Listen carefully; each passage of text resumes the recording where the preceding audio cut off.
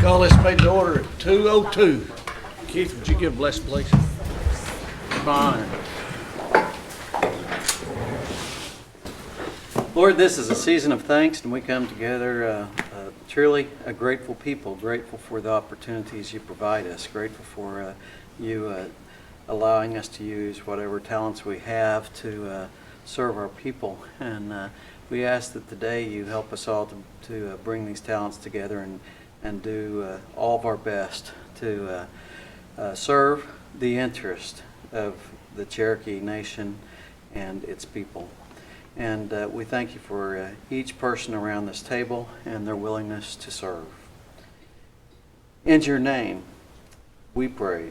Amen. Amen.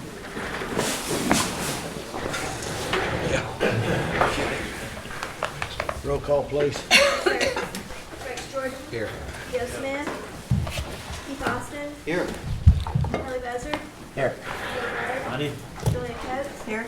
Tom Crittenden. Honey. Joe Deere. Honey. Mike Dobbins. Here. Hayden Duncan. Honey. Daryl Legg. Here. Wes Snowfire. Honey. Laura Petzkowski. Here. Mike Shambaugh. Here. Mary Bakershaw. Honey. Denise Taylor. Here. Victoria Vasquez. Honey. We have a song. Thank you. Approval of the minutes from October the 15th. Make a motion to be approved. Second. Got a motion and a second. All in favor? Aye. Opposed? Reports, Management Resources, Mr. David Moore. Good afternoon. Nice to see you all here today. Full house, almost. I heard he's doing pretty good, so that's a good thing. I know y'all have our report, so I'm here to try to answer any questions. Any questions for David? Sean? Hey Dave, in the wood season, what's our game plan? Well, right now, we have, up north, we have about 20 rick of wood already cut up. We're gonna bring some down south and kind of keep them, try to keep everybody. And we're actually gonna bring some here too, so that CCO doesn't have to go as far to get it and take it and deliver it. Or they can come pick it up. So that's kind of the plan, So far, CCO yeah. will deliver it? Yeah, as of right now, and then when they can, I know sometimes stuff happens, but they should be able to come out and pick it up, and we're just going to try to keep it on hand all winter. And it looks like an early start. Now, is it in stone? I know we gotta watch policies and watch everything and this and that, but is it in stone that just on paper somewhere that the guys like at Delonaghy can't take it? Is it in stone, or does the conversation still have it? Because they usually would have loaded up and take it up to Oak Ridge or something. I don't know that it's in stone, but I'll check on seeing what we can and can't do, because that was always the problem, is taking it to an individual. And I know Todd's been working on different ways to do that, to help, because you know how everybody wants to help. They really do. It's just got to make sure we do it the right way. But we'll continue to work on it daily. Yeah. I mean, we really, really will. I know your It's heart. a hassle. I know your heart, but will you get me?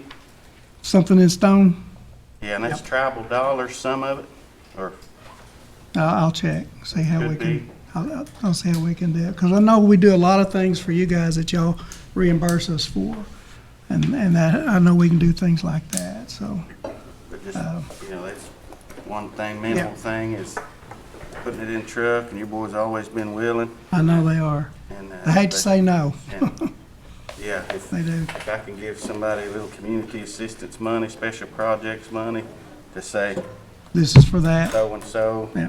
cold. I'll get with Todd and we'll see what we can come up with in If you don't AG's mind, office. Yep. Shoot me something next month, something. And We'll try to get it quick. CCO, I appreciate them Yeah. too. Also, they said years past, the workers would get boots, coats, and coveralls. So they getting that? That will get, I'll have to look, see what they got. We're trying to cut back a little bit just so we can, provide more services. It's hard to wear out some things all the time, but if they don't have them, they're gonna get them. And more than likely, they'll get them this year, but then I want to do it whereas if they tear the coveralls up or something, bring them back. We'll get them another pair. You know what I mean? Now, I don't mean this in a bad way. No.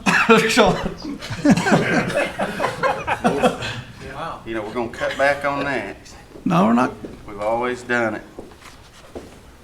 I just don't like going backwards on I'm something not- we've already yeah. done, and, you know, I'm not cutting back, but, I mean, you know how, I mean, talk about the buffalo all the time, but these, if we've done it in the past, we're gonna do it, like I said, this time more than likely, but I'd like to try to get to a point to where we're not just buying coveralls every year when, you know, I mean, what if you get a brand new pair and you rip them that year? You know, I'd just soon replace it for them then, as to buying them a pair every year. What we do with, like, facilities here is they get them every other year. We get them boots every year, but they get the coveralls and stuff every other year because they last so long. And then our guys work on fences and stuff like that, so, I mean, you can run a brand new pair. So that's all I'm trying to get kind of to that point. It's hard to just draw a line and say, this is what we're gonna start doing today. So, more than likely, we'll get them all this year and then try to get some type of policy in place. And I hadn't got to talk with Dale yet, because that's, you know, he's over that now, so. Dale? Dale Glory, he's the director now for land management. What kind of numbers are we talking about here, David? There's probably about 25 guys right in that area, and you're looking at probably boots, $200 for a pair of boots. Good coveralls, 100 plus, and if they get like bibs and a coat, so you're looking at probably $400 right in that area. But boots, pretty much every year, they're gonna go through them quick. And so that's all we're trying to get to is like, why buy something if they don't need it? thank you. Tell me more about the firewood program. Well, there's not really a program. The guys cut down trees and stuff all year, and then they stack it up and keep it. CCO comes out and will pick it up and deliver it when they can. So there's not really a program. There was, and it's not David's fault. They usually, we'd call them, and they'd deliver. I like that. Well, that was everybody liked that one, but it was a big issue because we were doing it the wrong way. And we can't get away, we're gonna get there. Yeah. Just, it's taken, Look at what, my 2 boots, years? man. No, it's taken a year, but we haven't, I mean, Yeah, we like to provide services to our citizens. We really, really do. Right. We just gotta do it the right way so that nobody can come back on us and, you know, jeopardize the money that we have for these services. Well, you know, we got the day work program, and we got a lot of people needing to work. Yeah, And that's a way to There's get other back to, ways. is let's cut some wood down for our elders or our community organizations that can pass them out and divvy it out. Second, So that's something we can work on. Let's do Yeah. that. second. shoot, yeah. That's a good idea. Sure. Hi, David. Hi. David, is the OSU College of Health Sciences, as far as you know, is it on schedule?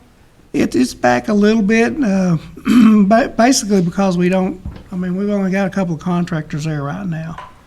So it's probably 3 to 4 weeks kind of behind. Most of it's weather related.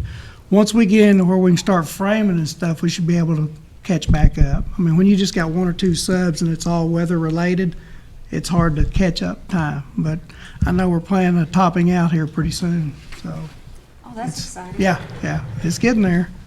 Thank you. I think Councilman Lay pretty much asked what I wanted to know. Now, this is totally different than Marshall Lamb's program. Yeah, Because where does that wood come from? Do you know? Sir, where's that wood come from in Marshall's program? As opposed to this? That's through LIHEAP, and I actually visited with their staff just last week about ways to partner. And one of the things I've asked David Moore's group to do, based on Terrell vendor that's out there, they're palletizing the wood, shrink wrapping it, and so that way his crews don't have to handle it 3 or 4 times to stack it up, then load it on a truck, then unload it off the trailer and stacking it up at the citizen's house. And so trying to create easier access to it. So we're looking at that aspect of it. We're also looking at the aspect of trying to find vendors that can help supply wood in times of need that may be palletized. That way it's quick to distribute it directly to the citizen's house. And then, so that lie heap, there's only probably about 60 citizens or households that actually use wood-burning stoves. And the way they have typically done that in the past is issue a check to that tribal citizen, who then in turn turns that money over to a private woodcutter. And there's some challenges with that, so we're trying to. Well, that's what I was kind of wondering, the differentiality between the two programs and if this was one that could help the other. That's what we're trying to see if we can put those pieces together to help make sure that the citizens that need the firewood don't get And taken even, advantage of. like Councilman Lake said, even if, if there is some people out there who could work, they may not be able to run the machinery, but they could dang sure Palletize stack it. the wood Palletize it, yeah. get it ready. I mean, that would be, And we might be able to just haul it down here and dump it for the day workers to do something like that. Because you don't have to transport them to Delonaghy or Bull Hollow that way, so. Yeah, so we're trying to figure out ways to streamline and build a process to take advantage of the resources that we do have. and even at that, the 60 families, I have several that have contacted me in the past for wood, and they've been very good to get them the wood. I don't know if they brought it to them or not. I think they did, but on some of the elders, so, but that answers my question, so thank you. And that's those are the departments and programs to be able to do the last mile kind of stuff. Okay, thank you. Thanks. Harley? David, maybe you can, maybe Todd can help me out with this. Your management resources. Then a while ago you made the statement that Dale Glory was over land management. Yeah. What, is he your boss now, or how? No, I'm he's not sure. director.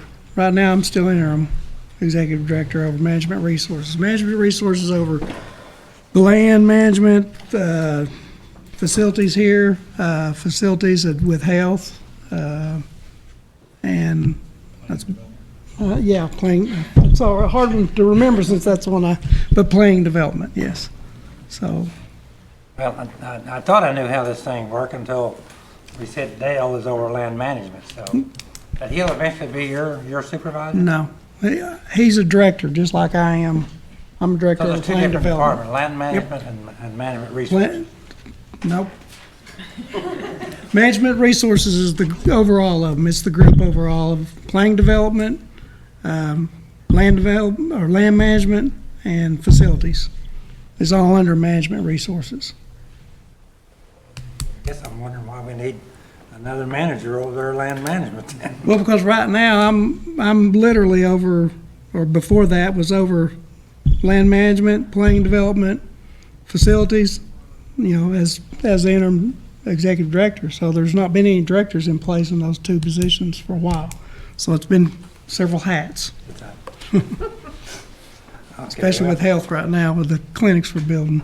And I was looking at some of these reports, David, I wish whoever's making the reports for it would clean them up, because I keep reading the same thing. Yeah, some of them are very old, yeah. Over and over and Yeah, over. So I and we need went to. back 3 months and I've seen the same thing. A lot of what some of them do is pretty much the same thing every month on like land management. Really and truly, they almost do the same thing every month. Yeah, I just went back and saw that, I don't know.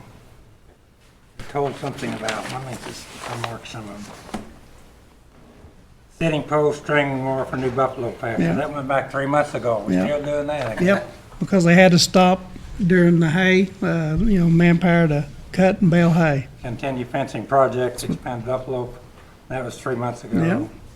We're still doing that. 26 bison calves. We haven't had any new ones in 3 months.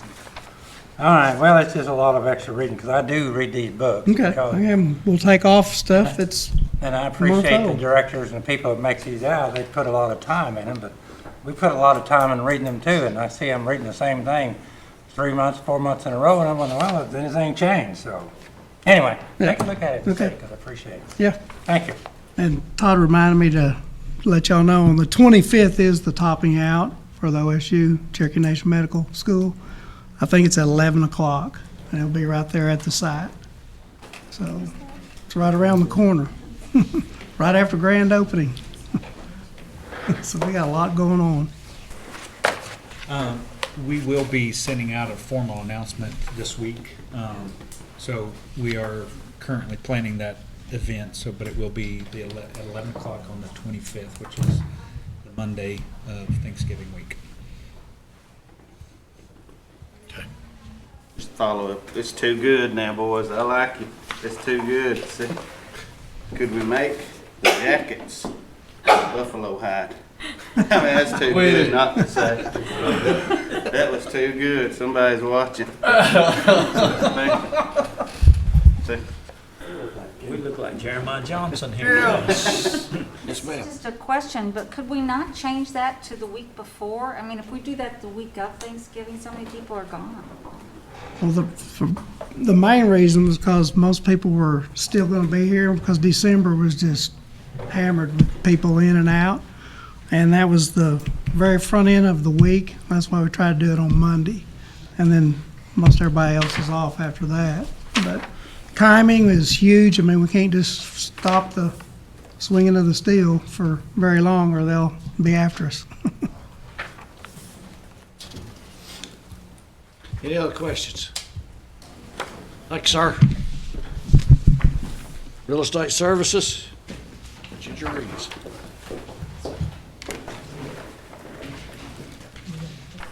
Good afternoon. You have a copy of my report. I'll be happy to address any questions you have. Anyone have any questions for Ginger? If we have someone who's wanting to know a chain of title on their family's allotment land, can they come in and get a copy of that from you? Definitely, as long as they tie back to that allottee. So as long as they're just a heir to it or something related Yes, to it? Okay. definitely. And do you guys, I know we're having some issues or I asked last time about restricted land and becoming adverse possession. Do we defend quiet titles whenever those come up? I know.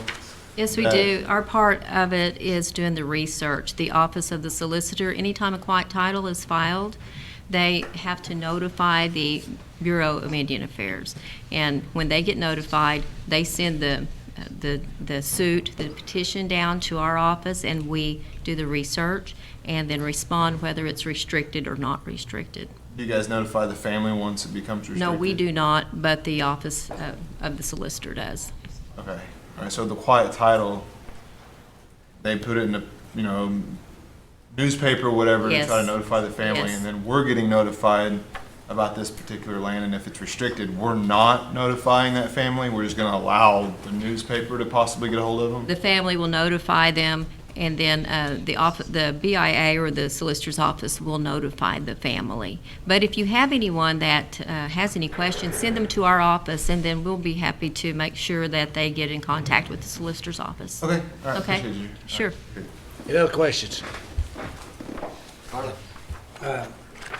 Oak Hill Piney, is that still in the Bureau's hands? Yes, it is. Transfer? Yes, So it it's is. not, hadn't been transferred? It has not been transferred, no. They made the decision, that we could take it, but we ask monthly. Okay. And I do want to say, I looked at your report, I look at all reports, Ginger, but yours had huge changes on it, so somebody's doing their job on reporting to us. Well, thank you, sir. Thanks, sir. Any other questions? Thank you, Ginger. Thank you. Environmental Programs, Mr. Tom Elkins. Good afternoon. I think you have a copy of our report. We try monthly to put new things on. Actually, I was asked to consider, and I'll just say this real quick. I've been told that how am I going to say this? It might be better for you all if I gave you more of a numerical analysis of what we do. The first page is just, this is what we do, how many of them we do, and the results of it, and how, maybe compared to what the goals that we have. We like pictures. Yeah, well, I don't mind doing that either. I color very well, or I used to. But it just seems like if I gave you a better, I read through these reports myself when I do them. And a lot of them are, well, almost all of them are from other people, and I combine them to come out with this. Some people, again, just like David said, they do the same thing every month. And a lot of these folks do water, almost all of their job is water analysis. So they might do different bodies of water, but they almost always do the same exact analyses. So what ends up happening, this looks like, well, they're doing water now, they're doing water, it kind of does. I almost feel like I shouldn't even put it in there unless there's an issue with that. Well, let me rebut this if I could, sir. I want to go back to this other report. Future plans, resurfacing walking trails. Install sunscreen at main complex. Are we still doing that? The reason I'm saying Well, that's this, not me, Tom- is it? No, it's on. Oh, I was gonna say, on the other page. if we're doing that, I don't know if, And does it take 3 I months? should have read it better. Does it take 4 months to build a fence? Does it take 4 months to clean a fence row out? That's what I'm saying. Right, And right. I actually looked at your report over here and I said, good report, lots of changes. And I think this is a good report right here. This tells me exactly what you're doing, and things have changed from time to time. But I don't like to go back and read the same report that's 6 months old that I've read. They're still taking the sunscreen down, or still building a sidewalk over there at the road building. Absolutely. I mean, that's a waste of people's time, and it's a waste of my time to go back and have to read the same thing for 6 months in a row. I absolutely understand that, but I will say this, and it's not in defense of anybody, it's just, people feel like, they work for the Cherokee Nation. You know, your employees that work here, they work.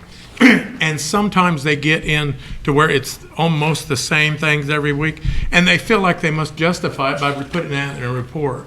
And I've told people several times, I know you work here, I know you do that, I see the results of your work.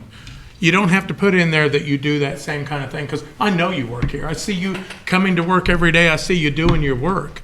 I don't need to know that you're doing that little bit of a thing for you to justify it to me, or me justify it to the council. The result is we're getting our work done. And certainly, I think we can report as effective as we can to try to show you what's being done.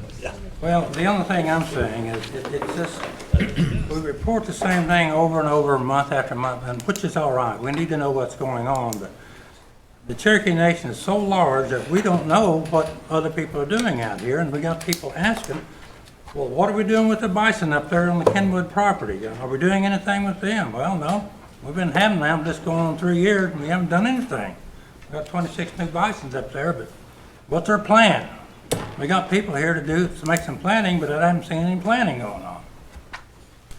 So I don't know. I like the reports. I read the reports. I read every one of them. And so that's what I'm getting at. Is I like to see new things happening. Certainly. And I know what you just said. You know, some things are routine, and I think what you've got on your report is routine. But you change those numbers. Change right here. Absolutely, they do. How many radons you've done, how many energy homes you've done, asbestos activity, those numbers change, and that's what I like to see. And that's why I think I'm going to try to reformat to where more things are like that, so that you don't have to go through the minutia of a big report, of an 8-page report, when it might not tell you any more than if I gave you 2 pages. And the other thing, while I'm talking about it, I know the speaker up here asked for an inventory 4 months ago. Have you got the report, sir? No, sir. It's been emailed again. Why haven't we got it, you know? It's a little frustrating when you ask Go for ahead. things you never get It's it. been emailed to Gail, she's, this morning, and it's not totally complete, but it's what we got, and we try to get it to you, so. Okay.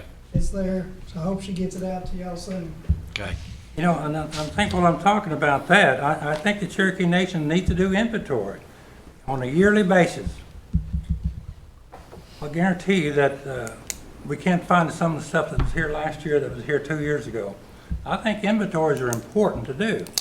It's like, I know years ago when I worked here, we used to do them every year. They had a special department that went around and actually did the inventory because they had stickers on everything, and somebody had to account for that stuff. So I don't know. That's my soapbox today. And I will say this, I know in our group, and I imagine it's the same in every other group, they take a certain percentage of that stuff and they check it, because they come by my office all the time and say, where's such and such? And I'll have to say, well, it's with so-and-so or so-and-so, or they even count software, and I'm like, well, there's the computer. It's, we paid $10,000 for the software, but it's on the computer, and it's hard to say it's in there.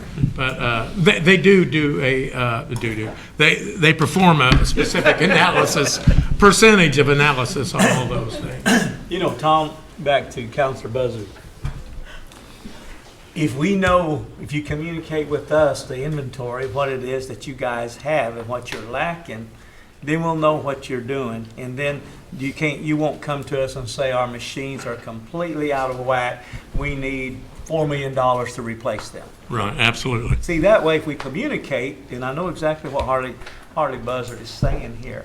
We asked for that inventory. All I wanted to see is how many weed eaters do we have down there? How many chainsaws? So we'll know the following year when I see it in the budget, do we need to replace some of these? That's a pretty simple request. It absolutely When is. you inventory your household goods, do you need a new lawnmower? Do you need new appliances? I mean, it's really pretty simple here. That's true. With the big operation that we have, if we don't hold our people accountable, because we have the best employees, but you have to check on what people need. It's a very simple request. And I think we need to get those in place so we can review that, not just natural resources, but other departments. We got a big operation. We're getting ready to open up one of the biggest facilities here. Oh, man. If we don't hold each other accountable, we're not going to be accountable when our audits come in. So, yes, Chief of Staff. Counselor Buzzard, I heard every word you said, and I actually met with David last week about several things related to the amount of fence that's been built, and challenged them to get those projects completed. And I also challenged them to inventory the herd and report back to the council, at least on a quarterly basis, any deaths in the herd, additions, subtractions, anything that's moving along with that herd, so that you guys can understand what's going on with the herd. And then I gave them the general outline of a plan related to managing the buffalo herd and managing the expectations of how large and what the uses will be for that herd moving forward. And so I'm hopeful that we'll have a plan put together in the next 60 days or so for a long-term, what that could and should look like with the buffalo herd. And then I'll double check what David has submitted as well and make sure that we get a complete count if we have to have other folks come out and help them get the inventory completed. Because in David's defense, they are quite busy in the fact that he's wearing about 4 or 5 hats and building a clinic and designing a tag office in Catoosa and designing a language immersion center here and getting ready to start the renovation at Stillwell Clinic and managing the buffalo herd and the list goes on and this and this and this. And so David's wearing multiple hats, and so I'll be there to try and help him get the resources he needs to help him get his job. Good. That sounds great. And I know we got good employees here, and David should have all the help that he needs over there to make these reports. David shouldn't have to do them. Yeah. He's got too much on his Bill's a plate. part of it now, so, Yeah. he's. So, Thank you. You bet. Thank you. Could you tell me, is the water is still impaired at the town branch in Tahlequah?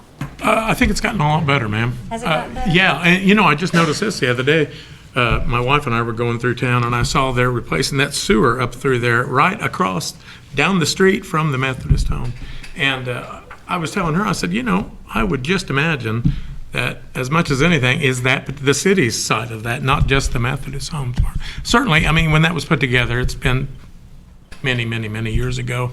And so it may well have not been upkept as well as it should have been. But yeah, it's generally going up. Once in a while, they'll find a little tick in there. But, it may not just be the Methodist home there.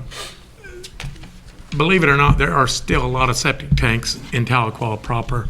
And so that's going to impair that water area for a long time. And I had one other question. Is there the fish consumption advisory still on at Stillwell Lake? I think it is, and as I was explaining to Councilor Quinton, there are fish advisories all over the state of Oklahoma certainly, and this is something I think you might share with your constituents. Generally, we believe that Cherokee folks eat more fish than non-Cherokee people. I don't know if that's completely true. I know I was telling him when I was a young man, I ate about every fish we caught because that's what we did. But people don't do that as much anymore. Now, is it an issue to eat fish out of it? Not generally. Is it an issue if you eat fish there every night from out of there? Probably. And that's a relative statement. There's mercury in this air in this room. There's mercury outside. There's mercury in the soil. Will that amount of mercury hurt you? May, over a period of time. You know, animals like fish like that bioaccumulate mercury. So do we. And we carry it in the fatty tissues of our body. Some of us more than others. But they can be issues. So I think it's more of an advisory. It's not, don't eat fish out of there. It's an advisory. You wouldn't want to do that all the time. In fact, the state of Oklahoma, and we've thought about this as the Cherokee Nation, because as I said before, in our water sampling, our fish tissue sampling, we try to do data gaps where the state doesn't, where we know that Cherokee folks fish, where they eat that fish, where that water is used for whatever purposes. And so we thought about doing that very same thing. We haven't put that together yet because we need scientific evidence to do it. We don't want to just say, hey, you shouldn't eat the fish out of here. Now, if there's an advisory, people should take it as just that. You wouldn't want to do that all the time. In fact, most of those things will say, don't eat more than 2 servings of fish out of there a week. Something to that effect. So yeah, there is. It's kind of scary. Yeah, kids today. I do. Under pesticides program, you gave a presentation about bedbug, IPM, and a health clinic setting. Can you speak to that a little bit? To which part again? You gave a presentation, bedbug, IPM, in a health clinic setting. Yeah, I didn't do that, but yes, one of our staff did. And we go around, we have a grant through the EPA where we do IPM, integrated pest management. And we try to talk to actually the people at Cherokee Nation about how they might best handle pests and pesticide use. We try to make sure that the entities that are contracted through Cherokee Nation are licensed, and that we put out pamphlets in different areas so people know what types of things to use. You know, you don't want people, there's all kinds of pesticides, and people think, well, if this much is good, twice that's better. And that's not always the case. And in fact, over the country, we've seen people have issues with that. And so we're just trying to educate our citizens like that. So this is targeted at the citizens, or is it targeted, because I actually got a call about bed bugs at one of our clinics. Not that there was an infestation, but there was an incident. And so are we talking about hard surfaces? Are we talking about how All that. we... And I get calls, generally, and this is amazing to me, I get probably at least 3 calls a week, and sometimes I've gotten a dozen calls a week about bed bugs specifically. And what kind of programs does the Cherokee Nation have to deal with bed bugs? We don't. To alleviate bed bugs, we don't have that. We don't have it. I'm not saying it's good or bad, it's just we don't have that. Do we have information about how best to stay away from them? Yes, absolutely. And perhaps I'm asking the wrong department. Do we have best practices in our common areas? I don't know. Okay. I'd be lying to you if I told you. Well, don't lie to me. I will not. All right. Any other questions? Sean? Yeah, Janice, now Gary has helped me on some bed bug issues. It was a bigger process than I thought. I mean, It's a huge process. they got everything out, but Gary has helped me before on that. I don't know if you want to reach out to him. My concern is in the clinic setting because, you remember the outbreak in the Department of Public Safety in Tulsa a couple years ago. They had to shut down and everything. In these areas where we have a lot of people coming in, there is the opportunity to have bed bugs pass from citizen to citizen simply because you're sitting beside each other at a thing. And so, but I can tell you're dying to say something. You were talking not about individuals, you were talking Oh, more right, about. I'm talking about. So There's a whole other- from a clinical perspective, we do have standards. So in the case, we had a citizen a couple of months ago that needed transportation to a dialysis treatment and was overridden with bed bugs. And they couldn't get a public transit system to take them because they were crawling with bed bugs. And so we were trying to figure out a solution of how do we fumigate the house, transport the citizen, get them to the clinic, get them clean, then to take them to dialysis because the dialysis center wouldn't allow that. So it is quite a bit of a problem. At the clinic, we do have quarantine options so that we can go in and see those patients. I'll make sure that Dr. Jones visits in the next health committee at greater detail so that you'll be aware of that as well. Okay, as far as our facilities themselves go, I think that hard surfaces are going to be less prone to harbor the bed bugs. That sort of thing is kind of what I'm looking for. Are we doing everything we possibly can to make sure that because I sit down after somebody that may have brought bed bugs in on their clothing or something, the chances of that transference is minimalized? I'll get it. Okay. I'll share with you what our plans are, where our strengths and weaknesses are, because we are going to have some weaknesses in several areas. That's a problem. Okay. That's all I have, Rex. So where is the Charlie Kirk property, phase one? Where's that at? I can't answer that, sir. I don't know. That was something that came down for me in a report. Where's the property at? Yes. Off of Mud Valley Road, 4th Street. Where's that at? Here in town, off of bypass, around Walmart, Okay. Where is the Pyramid Corner site? Do you know? Located in Delaware County, Oklahoma for Cherokee Nation. So one in my district. It's an abandoned business. Oh, that's for Superfund, I think. What is that? I don't know off the top of my head for sure, but we do a lot of these things that are that were former businesses. Might that be a buried tank or something? It could be, and it could be just a business that had some chemicals. And so we go through, we get money from EPA to go through there and do a quick and dirty analysis to see if it might have issues. Most of these end up being nothing. I mean, the lion's share of them. But now and again, we found some that we need to look at better, and we do so. Could you find out where that is? I absolutely could. Which one was that, sir? It's on page 16. 16? Charlie Kirk, Native American caused it. So they're not. Superfund program. Superfund program. Superfund. Okay. Yes, sir, I can. Just wondered where it was at. I will find out about that and let you know, sir. All right, thank you. Absolutely.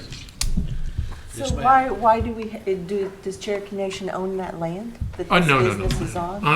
I don't think, but I would bet no. There are a lot of like abandoned businesses, and Superfund program specifically addresses businesses that are defunct, and nobody is going back and looking at them to see if there were issues. Thank you. Yes, ma'am. Any other questions for Tom? Just, hey, Kanan, Mr. Elkins said he's gonna try, he's not feeling obligated to come to our Thursday. And, both of us have had people asking about the lake and stuff, so don't feel obligated this round. If you can, we'd love to have you, but he's definitely gonna get some folks to help answer some questions that Thank you, John. want to coming up, but thank you for doing that. Absolutely. That'll help us out a lot. Thanks. Any other questions for Tom? Thank you, sir. Appreciate it. Yes, sir. You just came just full of information. Full of something. And Secretary Harsha can't be here today, and he asked me to take any questions you might have for his report, and I'll be happy to get those answers from him. Is there any questions for Mr. Harshman? Charlie? Well, I hadn't asked for a report on how many licenses we issued last month. I'd still like to have an answer for that. I'll absolutely get that. And I think that's all I had on Thanks, sir. Yes, sir. Go ahead. I talked to Chad. He informed me that we now have our TIPO guys, 2 people on the oversight committee for the race riot now. And I just want to say thank you for following through and getting that taken care of. Yeah, I'll pass that on to him, sir. Thank you. That's all I had. Is his report in here? I thought it was. I don't see it, do you? He doesn't provide a written report. Oh, does he not? Really? I thought he did. You referenced his report, but I don't think he does. I really thought he did. Can we have a copy of the report he issues to you? He doesn't issue one to me. I think I issue one to him. Either we're supposed to get one or we're not, but it's, if you referenced one and it's not here. I assumed he did. Just because I do. I didn't. There you go. He's new, he's only reported to us a couple of times. He's sure. Hey, back to the lake there on the fishing. Yes, sir. Is there a need for a sign, or I know we're probably not responsible for that, but can we not warn those people of the water? May I take a look at some of the data and then get with, I know Councilman Crittenden has talked to our water and sanitation folks. I'd like to just see what we're dealing with. Sure. You know, part of the issue with that, and I'm not saying it's good or bad right now, it's just I don't want to warn people of something that may not be an issue. Okay. Spook people. Okay. On the other hand, I absolutely don't want to not warn somebody when there may be one. So may I take a look at that and get back with you? You may get with our legal and see. Okay, all right. Thank you. Absolutely. Go ahead. And when you look at that, in some places, they're talking more about bottom feeding fish. Absolutely they are. And, you know, as opposed to fish that stay up higher in the water column. Would you see if they're meaning more like bottom feeding fish or all fish? And you know, that's something I've discussed with Councilman Crittenden and other people. It's not just the bottom of the water column. You know, there are a lot of things that emit different contaminants, whether it be mercury or, you know, different kinds of things like that. And it's very dependent on where that fish occurs generally. Like you say, bottom feeders are going to get in sediments and eat things that are called benthic. They're the animals that live at the bottom. And they're going to get certain types of contaminants more so than things that live in the middle of the water column or on top. And it's absolutely dependent upon that. And I'm not a biologist, but I work with a bunch of them, and so absolutely, I know enough to ask. So I know a little bit about the chemistry, and a little bit about that, but I know enough the people to ask, and I'll do that. Yes, sir. Just a quick comment on the fish too. I'm not a biologist either, but I've spent my life eating them. And Absolutely. Typically what you always have, and this is what we kind of talked about in subcommittee, public health subcommittee, was that the higher the rain you get in a precipitation for that year, the higher your mercury levels get in that water. And the bigger the fish you get, the more mercury over time, like you were talking about, they get set it in them. So it bioaccumulates. And I think like what the speaker was talking about, now we're getting more and more research done on certain types of fish. If there was a way that we could work with the Oklahoma State Department of Wildlife and Fisheries to having just a simple notification up there that whenever someone's going to go fish, you know, you should really only be recommended eating certain size fish or however many limit. How many meals from that? Exactly. Yes, so once you get that research in, I think we could send that over to them and say, this is what our citizens need to be aware of. Because, you know, I still eat it a lot today, and my wife's pregnant, and so yeah, we're concerned about how much we eat. Absolutely. So I'm sure a lot of our citizens are the same way. So certainly. Good point. Any other questions? Sean? Yes, just to follow up, and I know I've got some state or county folks watching, but I liked your answer a while ago when I said the big concern with that lake is not just the fish, it's that some of our rural water comes from that. And can you tell me kind of what your answer was kind of? Actually, I forget what I said, but. Make it up as you go, but yours was more so not the fish would, but not necessarily the. Well, and I do actually forget what I said, and it probably wasn't 35, 40 minutes ago, but That's a good one. I usually say things and then forget them generally fairly quickly. Now, it's totally dependent on the contaminant, what we're talking about. And it's also dependent on the media in which you do. I mean, you can have In fact, we have mercury sensors over by Delonaghy School that are wet deposition and dry deposition mercury monitors. So we're going to figure out the kind of mercury that comes out when it rains more and when just dry air. We check fish tissue. We do that now, and we try to do that in areas that the state doesn't do it all the time. So we try to fill in the gaps specifically for Cherokee people the best that we can. Do we always do it the best? Probably not. But we try to do the best where we think the most interest might be. Generally, water taken from that probably isn't going to be as big of an issue. Now, that doesn't mean it's not an issue, but certainly we would check on that. I don't remember exactly what I said about water specifically, but You're going to get with Billy. We talked about I this will. I'll earlier. talk with Billy Hicks. He's the director of water and sanitation. And Tom had even said there might be a possibility that after you visit with him, get his data, that it's not out of the question that your bunch comes down there and looks around a little bit. Oh, absolutely. Yeah. So, thank you, Tom. Sure. And I apologize for that. Any other questions? Good report, Tom. Thank you. Thank you very much. You covered everybody today. Uh-oh. Old business, none pending. New business, none pending. Announcements. Good. Our next meeting is tentatively scheduled for Tuesday, December 16th. I make a motion, I yield. We are adjourned.